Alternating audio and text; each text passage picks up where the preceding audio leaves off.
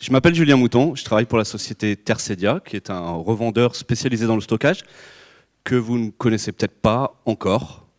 Et je viens vous présenter Skyera, qui est une solution de stockage, comme beaucoup, mais très révolutionnaire ce coup-ci. Alors il y a 6 caractéristiques qui définissent les solutions Skyera, qui est une start-up américaine, comme beaucoup d'autres. Je ne vais pas vous faire la société pendant 10 ans. On va juste aller sur les 6 caractéristiques. Ce qui est commun à toutes ces solutions, c'est que c'est un format 1U. Donc, format 1U, ça ressemble à ça. C'est un tout petit serveur, d'accord? Et tout ce dont je vais vous parler aujourd'hui, ça tient dans 1U. Donc fini les grandes boîtes, les grands racks, les architectures que vous avez vues précédemment. Maintenant, on a gagné de la place, ça fait 9 kilos. Donc j'aurais presque pu le prendre sur mon bureau. Ça consomme 350 watts. Donc, fini les KVA, les factures d'électricité, la pollution, le CO2, toutes ces choses-là. 350 watts, c'est la moitié d'un serveur que vous avez actuellement dans vos data centers. C'est un stockage unifié, donc ça fait SAN NAS, SAN en mode bloc, NAS, CIFS, NFS. Vous l'accédez derrière directement en base T, donc c'est du RJ45, vous pluguez ça, et c'est vraiment facile d'utilisation, plug and play. C'est déjà intégré avec VMware, donc il y a le cachet qui va bien et ça s'intègre avec toutes les solutions hyperviseurs actuellement. C'est un produit qui est sorti le 29 avril, donc c'est tout récent. La boîte a 4 ans et c'est disponible sur le marché depuis 4 mois. Donc on a énormément de phases de tests en ce moment avec des clients. Et ça, c'est la volumétrie. Et c'est là que vous êtes censé faire « Waouh !» 12 Tera, 25 Tera, 50 Tera, 100 Tera, et pour Noël, 500 Tera. 500 Tera dans un U. Donc, je vais charrier gentiment mon copain Laurent d'Affinidad. 2 pétas, 4 U. 1400 watts.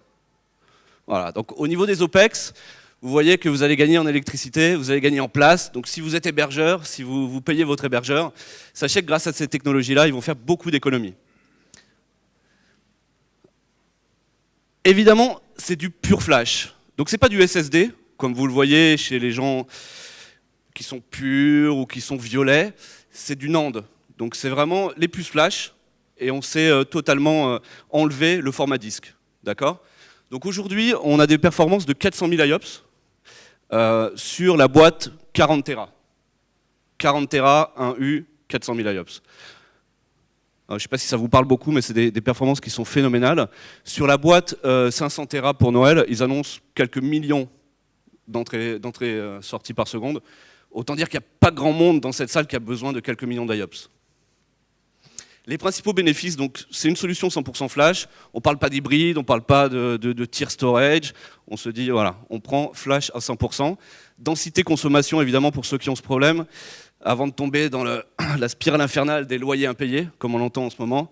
Voilà, densité consommation, vous gagnez de la place, vous réduisez vos mètres carrés, vous consommez beaucoup moins. Très haute performance, évidemment. Et ce qui est vraiment révolutionnaire, c'est que le prix est équivalent aux solutions SaaS.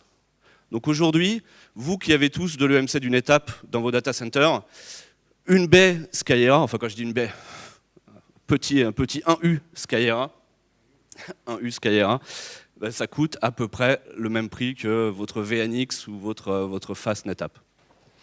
Donc c'est environ 3 € par giga, honnêtement c'est entre 3 et 4 € le giga sur l'entrée de gamme.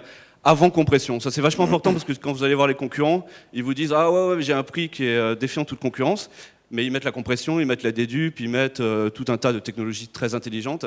Là, ce prix-là, c'est avant compression. Donc après, vous mettez la compression, la dédupe, et vous avez des volumétries qui sont énormes. Évidemment, toutes les fonctionnalités de stockage, je vous passe les détails, le scene provisioning, le QoS, les snapshots, toutes ces choses-là, et j'ai plus de temps de toute façon, donc... Julien, moi j'ai une question importante. Super importante. Ah oui. Régis, je t'écoute. À quel marché est destiné ce type de technologie? Alors, c'est vrai qu'historiquement, les gens qui achetaient du flash, parce que c'était très cher, le destinaient à des marchés où ils avaient besoin de performance, donc du VDI, du data warehouse, du big data, comme on voit, du calcul scientifique. Aujourd'hui, c'est le prix du SaaS.